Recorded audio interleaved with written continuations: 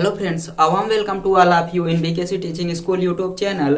आप सभी का स्वागत है BKC teaching school YouTube channel पर। दोस्तों, आप सब लोगों को पता है, जैसा कि आप सबको यहाँ पर पता है, आप सब के लिए क्लास 10th में मैथ की लगातार चलाई जा रही हैं, जिसमें हम लोग पढ़ चुके हैं प्रश्नावली 3.1 दो चर राशि वाले रैखिक समीकरण के युग्मों पर चर्चा हो रही है। तो हम लोग प्रश्नावली 3.1 कंप्लीट कर चुके हैं। आज हम लोगों को पढ़ना है प्रश्नावली 3.2। उसी के आधार पर ये सवाल है, मतलब इस पे जो सवालें दी गई हैं वो उसी एक्सरसाइज के आधार पर है। चलिए हम लोग अब अपने टॉपिक को स्टार्ट करेंगे, लेकिन उससे पहले अगर आप सब चैनल पर नए हैं तो चैनल को सब्सक्राइब कर दीजिए तथा बेल आइकन को भी प्रेस कर दीजिए, ताकि जब भी कोई नया वीडियो जाए आप सबको तुरंत नोटिफिकेशन मिल जाए। चलिए स्टार्ट करते हैं। हम लोग पहली सवाल पढ़ना प्रारंभ करते हैं कि पहला क्वेश्चन क्या कह रहा है और उसका सॉल्यूशन हम लोग लिखेंगे। कह रहा है, निम्नलिखित समस्याओं में रैखिक समीकरणों के युग्म बनाइए और उनके ग्राफीय विधि से हल ज्ञात कीजिए। कह रहा है रैखिक समीकरणों के युग्म बनाना है और उसके बाद फिर हम लोगों को ग्राफीय विधि से हल करना है। आप लोगों को पता है ग्राफीय विधि से हम लोग पिछले लेक्चर में पढ़ चुके हैं हल कैसे किया जाता है। आज चलिए हम पहला क्वेश्चन पढ़ते हैं। इसमें अपने आप से सबसे पहले रैखिक समीकरणों को बनाना है और उसके बाद फिर हमें हल करना है। पहला क्वेश्चन कह रहा है, ध्यान दीजिए बुक में, कक्षा 10 के 10 विद्यार्थियों ने एक गणित की पहेली प्रतियोगिता में भाग लिया। यदि लड़कियों की संख्या लड़कों की संख्या से 4 अधिक हो तो प्रतियोगिता में भाग लिए लड़कों और लड़कियों की संख्या ज्ञात कीजिए। तो चलिए हम लोग मानते हैं कि माना लड़कों की संख्या x तथा लड़कियों की संख्या y है। माना लड़कों की संख्या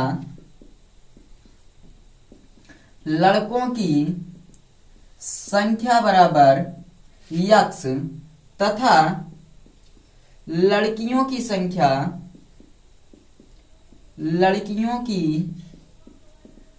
संख्या बराबर y। अब प्रश्नानुसार क्या कह रहा है, या प्रथम शर्तानुसार लिखते हैं हम लोग। क्या कह रहा है, प्रथम शर्तानुसार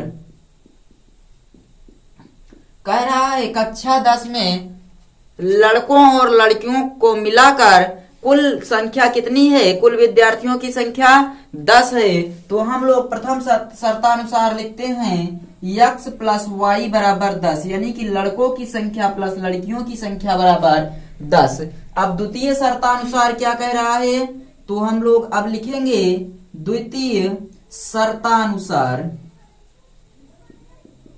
द्वितीय शर्तानुसार क्या कह रहा है, कह रहा है यदि लड़कियों की संख्या लड़कों की संख्या से 4 अधिक हो।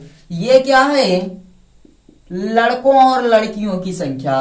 कह रहा है यदि लड़कियों की संख्या 4 अधिक है लड़कों की संख्या से, तो बराबर करने के लिए हम लोग यहाँ पर +4 कर देंगे। बराबर करने के लिए हम लोग क्या करेंगे, ऐसे देखिए क्या कह रहा है क्वेश्चन में एक बार फिर से, लड़कियों की संख्या लड़कों की संख्या से 4 अधिक हो। लड़कियों की संख्या लड़कों की संख्या से 4 अधिक हो। क्या कह रहा है कि लड़कों की संख्या जो है वो लड़कियों की संख्या से 4 कम है, या लड़कियों की संख्या लड़कों की संख्या से 4 अधिक हो। तो 4 अधिक हो, तब इसमें 4 अधिक कर देंगे तो दोनों की संख्या क्या हो जाएगी, बराबर हो जाएगी। और इसे यहां करेंगे x माइनस वाई बराबर 4। ये हो गया इक्वेशन नंबर 2, यानी कि समीकरण 1 और समीकरण 2 बन गया। अब हमें यहाँ पर समीकरण 1 और समीकरण 2 से x और y का मान ज्ञात करना है। तो हम लोग चलिए यहाँ लिखते हैं समीकरण नंबर 2 प्लस समीकरण नंबर 1। 2 नंबर लिखा है x माइनस वाई बराबर 4 और 1 लिखा है x प्लस वाई बराबर 10। दोनों को जोड़ना है, y प्लस माइनस है और x 2x हो गया बराबर 10 4 14।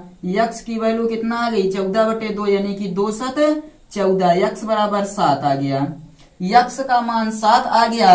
तो अब हम लोग क्या करेंगे, x का मान समीकरण नंबर 1 में रखने पर, समीकरण 1 में रखने पर, एक में या दो में किसी में भी रख दीजिए, एक में कितना रखेंगे समीकरण में, x बराबर 7 प्लस वाई बराबर 10, तो y बराबर 10 माइनस 7 यानी कि y बराबर क्या हो गया, 3 हो गया। हमें क्या क्या प्राप्त हुआ, x की वैल्यू 7 और y की वैल्यू कितनी प्राप्त हो गई, 3। ये एक विधि है हल करने की, और हम लोगों को कैसे हल करना है, अब इसे हम लोग ग्राफ पर दर्शा सकते हैं या नहीं। x बराबर 7 लड़कों की संख्या, y बराबर 3 लड़कियों की संख्या, लेकिन हमें ग्राफीय विधि से हल करना है तो हम इस नियम को नहीं लगाएंगे। हम लोग क्या करेंगे, x और y का मान ज्ञात करने के लिए तालिका बनाएंगे। चलिए हम लोग बनाते हैं तालिका। ये है समीकरण 1 के लिए तालिका, समीकरण नंबर 1 के लिए ये तालिका बना दिए हैं। यहाँ x का मान होगा, यहाँ पर y का, और यहाँ पर x का मान y निर्देशांक का मान होगा। पुनः हम लोग तालिका बनाते हैं दूसरे समीकरण के लिए, तो दूसरे समीकरण के लिए ये हो गया x का मान, ये हो गया y का, और ये हो गया x का मान y का मान। अब हम लोग क्या करेंगे, जब हम x का मान 0 रखते हैं, x का मान 0 रखते हैं तो y बराबर 10 आ जाता है, और y का मान 0 रखते हैं तो x बराबर 10 आ जाएगा। ये समीकरण नंबर 1 से प्राप्त हो गया। अब समीकरण नंबर 2 पर चलते हैं। जब हम लोग x का मान 0 रखेंगे तो y का मान -4 प्राप्त हो जाएगा, और जब हम लोग y का मान 0 रखेंगे तो x बराबर 4 प्राप्त हो जाएगा। ये हो जाएगा निर्देशांक 1 2 3 4, 4 निर्देशांक हमें प्राप्त हो गए हैं। अब हम लोग यहाँ पर बनाते हैं एक ग्राफ, जिस पर दर्शाएंगे हम लोग 10 तक, 2 2 का गैप देकर दर्शाते हैं, 2 4 6 8 10, और उसके बाद चलिए 1 2 ही कर लेते हैं पूरा, 1 2 3 5 7 9। यहां पर भी उसी प्रकार 1 2 3 4 5 6 7 8 9 10। आप लोग क्या कीजिएगा, यहाँ पर नाप कर सभी मानों को रखिएगा, ताकि हमें जो x और y की वैल्यू प्राप्त करना हो उसमें कोई समस्या ना होने पाए। और यदि आप लोग नाप कर नहीं लिखेंगे तो यहाँ पर समस्या हो जाएगी, और जो मान प्राप्त होना है वो मान हमें नहीं प्राप्त होगा, बल्कि दूसरा मान प्राप्त हो जाएगा। इसीलिए आप सबको क्या करना है, यहाँ पर वैल्यूज को नाप करके रखना है। यहाँ पर जो ग्राफ बनाना है वो ग्राफ पेपर ले लीजिएगा, या फिर वैल्यूज को, सभी वैल्यू को नाप कर ही रखिएगा। चलिए हम लोग पहले 0,10 दर्शाते हैं, कितना, x पर 0 और y पर 10।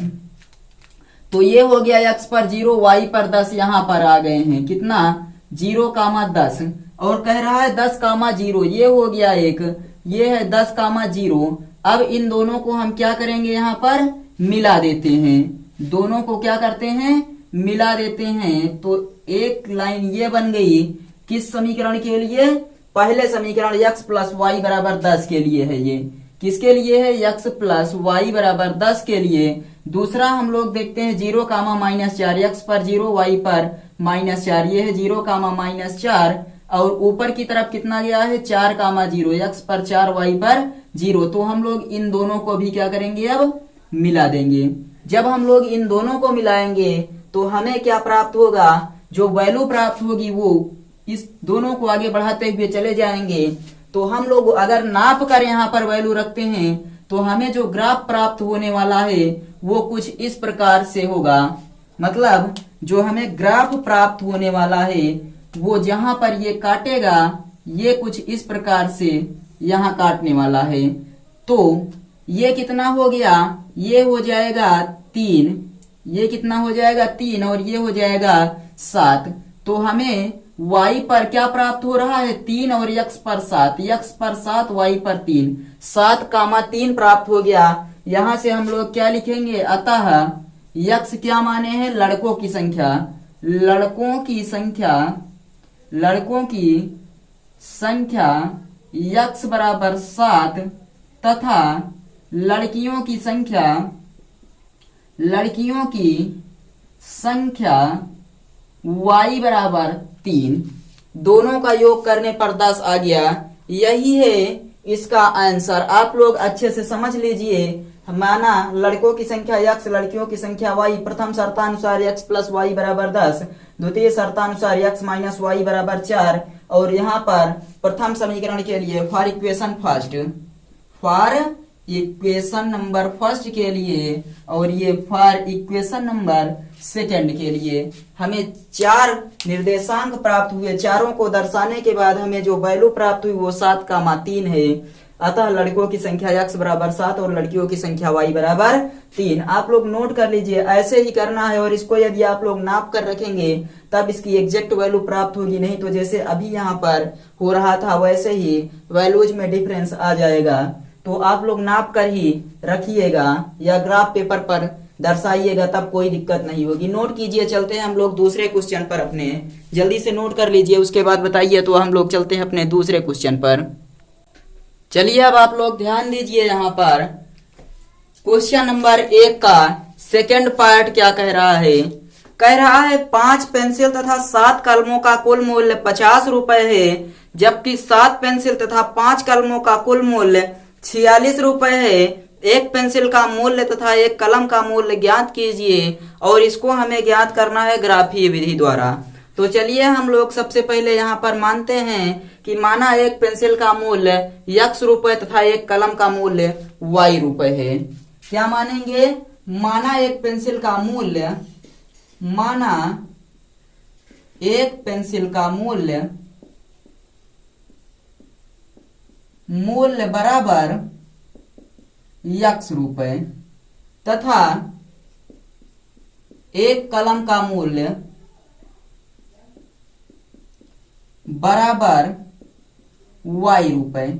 अब प्रथम शर्तानुसार हम लोग लिखेंगे, प्रथम शर्तानुसार हम लोग क्या लिखेंगे? कह रहा है प्रथम शर्तानुसार 5 पेंसिल तथा 7 कलमों का कुल मूल्य 50 रुपए है।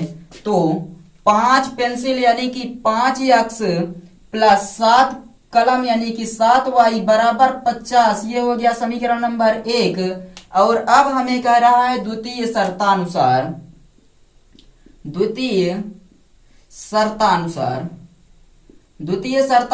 क्या कह रहा है? कह रहा है 7 पेंसिल तथा 5 कलमों का कुल मूल्य। तो 7 पेंसिल यानी 7x प्लस 5y बराबर कितना है? तो 46 रुपए है। ये हो गया अपना इक्वेशन नंबर सेकेंड। कह रहा है एक पेंसिल और एक कलम का मूल्य ज्ञात कीजिए। तो इक्वेशन नंबर फर्स्ट और इक्वेशन नंबर सेकंड से हम लोग यहाँ पर x और y का मान पहले ज्ञात कर लेते हैं ग्राफ द्वारा। तो हम लिखेंगे यहाँ पर for equation number first graph बनाएंगे। इक्वेशन नंबर फर्स्ट के लिए एक ग्राफ बनाकर x और y का मान ज्ञात करेंगे। ये हो गया इक्वेशन नंबर फर्स्ट के लिए, यहाँ पर x, यहाँ पर y, यहाँ x का मान y। इक्वेशन नंबर फर्स्ट में जब x बराबर 0 रखेंगे हम लोग, x बराबर कितना रखेंगे? 0, तो y बराबर हमें कितना प्राप्त हो जाएगा? ये पूरा 0 हो जाएगा। 7y बराबर 50 और y बराबर 50/7, y बराबर 50/7। ये हो गया 7×7 = 49, 1 बचेगा, 7 × 9 7 और उसके बाद 30 हो गया, 7 × 4 = 28, यानी कि 7.14 के करीब में या 7.1 ही मान लीजिए प्राप्त हो रहा है। तो ये हो गया 0 का मान 7.1। और हम लोग जब y बराबर 0 रखते हैं तो x बराबर 5x बराबर 50, x बराबर 10 हो जाएगा, यानी कि ये हो गया 10 का मान 0। अब हम लोग चलते हैं इक्वेशन नंबर सेकेंड के लिए। For equation number second graph बनाएंगे उसी प्रकार।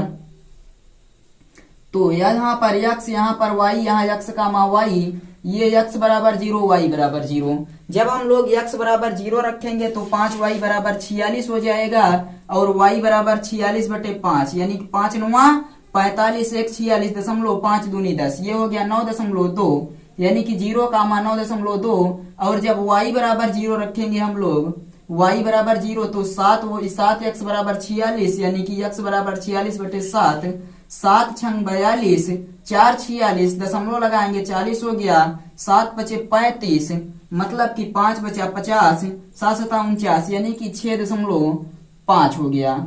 यहाँ पर आ गया 6.5 यानी कि 6.5, 0।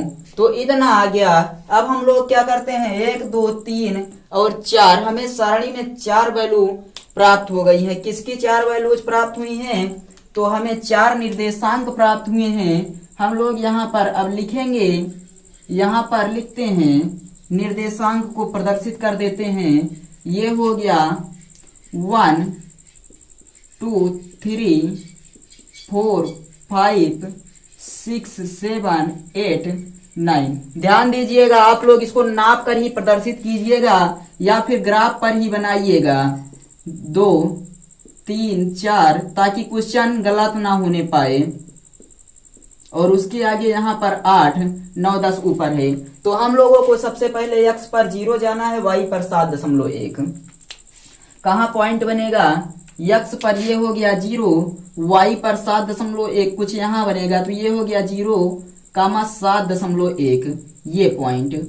और पुनः हमें x पर 10 जाना है और y पर 0। तो हम लोग यहाँ देख लेते हैं और पास पास कर देते हैं। ये हो गया 9, ये हो गया 10। तो ये क्या हो गया 10, ये क्या हो गया, किसकी वैल्यू है ये, हमें x की वैल्यू 10 और y की वैल्यू 0। तो हम लोग क्या करेंगे, इसको और इसको मिला देंगे। सबसे पहले क्या करेंगे, यहाँ पर 7.1 और 10 को मिला देंगे। दूसरा क्या करना है हमें, 0 और 9.2, x पर 0 y पर 9.2, यहाँ पर है 9.2। तो ये हो गया 0,9.2 ये वाला पॉइंट। और उसके बाद कह रहा है 0,6.5 यानी कि 6.5 x पर है और y पर 0 है। y पर 0 6.5 यहाँ पर इसके बीच में आएगा। तो ये हो गया 6.5, 0। अब हम लोग इसको भी मिला देते हैं। इसको क्या करेंगे, इस वाले पॉइंट से मिला देंगे।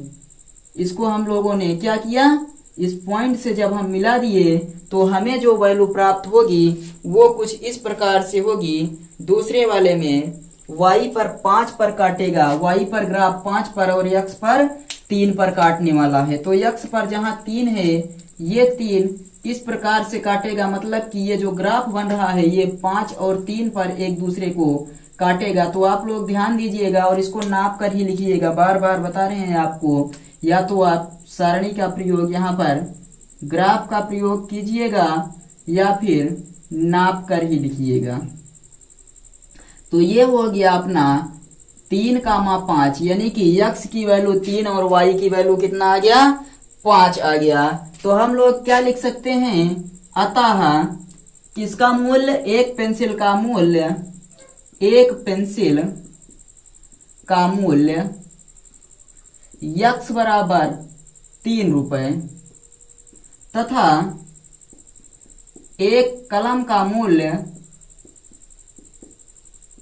y बराबर 5 रुपए। आई थिंक आप सबको ये क्वेश्चन अच्छे से समझ में आ गया होगा। इसको नोट कर लीजिए और उसके बाद हम लोग क्वेश्चन नंबर 2 3 4 5 बाकी बचे क्वेश्चनों को हम लोग एक वीडियो में कवर कर लेंगे।